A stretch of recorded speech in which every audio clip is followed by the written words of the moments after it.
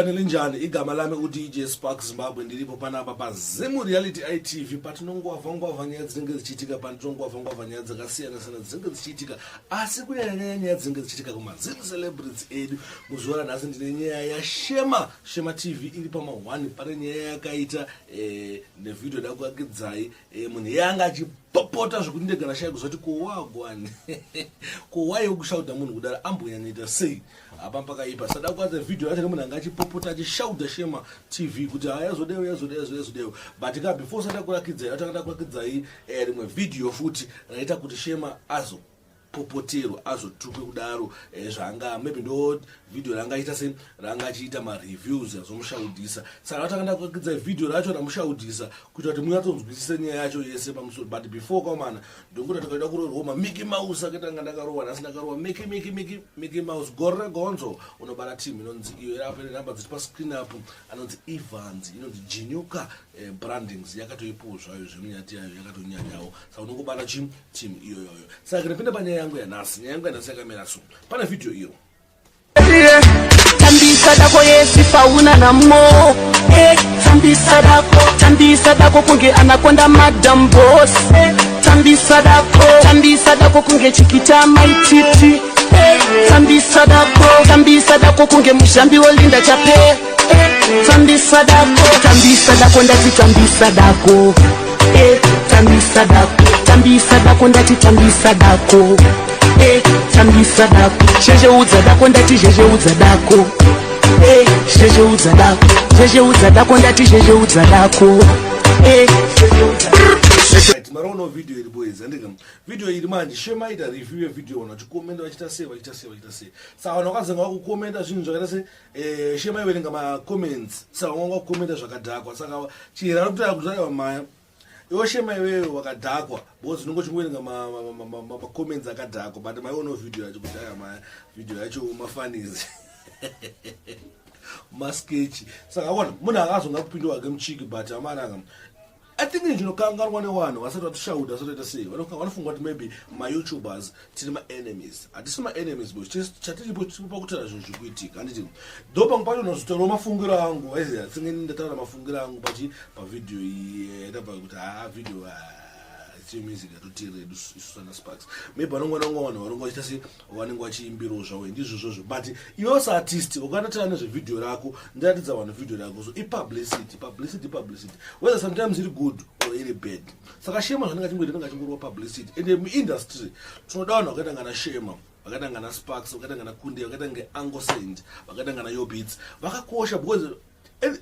nemwe saitika tenge tichitopushawo maweeks ako waziva bo takatara tinoona ngoregedza tara nezvako like zvatakaita adza nyonyonyonyonyonyo passion java hatitaure nezvake because akatimisa kutaura nezvake nezviri zvimukuwo zvoro kuti zvadhakwa hapasina munhu angobaira kuti passion because isusu tisora itaura nezvake tisitaipa nyaya dzake like for example pane nyaya yamadesapura kuti passion java azoita sei ane atenga washe 100,000 takangozviona kuti takangosiyana nazvo but zvinhu kuti fanenge tichitaura nazvo toratidza vanhu mavideo achiita zvake zvezvenyonyonyonyo maiza skiri yacho but akangonyarara because tangoti hazvina dhiri saka anyway ndazvawanza zvangu kutaura sorry henyu vanenge vasina bhanduro yave vanenge vakuti simakuvakuwadza kutaurisa maiziya ndandingoonesa unawangowani maiziya sorry ndazvawanza kutaura saka ndinokuratidza yangu video yacho munyatsoone Shema achishaudwa akashaudwa zvese zvemburugwa zvakataurwa ipapo saka nainaro video wakombe zvino wachembera uchingoita makuru kuti futsake idiot waipanoitika mabasa evamwe vanhu vaverenge makomenda akanaka unongo chingoverenga makomenda ari kunyobwa vanhu vavo duzvire munhu futsake hanzi musandirovera pamuchinjikwa futsake idiot ndingadaro imuchera Shema duzvi ndikukuda ndichakuitira futi life mangwana kwakachena idiot tora chizezuri chekumama mai vangu muzezuri shavo muvhitori usada kumbosvibisa mazivhitori ndichakubatewo Shema ndikuvinga mangwana kwakachena ziduzvi idiot every time ndakuregerera wakutozvonongori mwari pana paFacebook kuda uchityiwa futseke mazizisa anenge enju mazizisa anenge dachka futseke idiot mazizisa anenge nyemo dzamamwa nemwana idiot ndoda kukubata basa rake rekungoti pamacomments chese chaitika song yangu kuti tambisa dako wasvotwa nei ane 5,000 tokusapote uri duzvi idiot duzvi remheni feki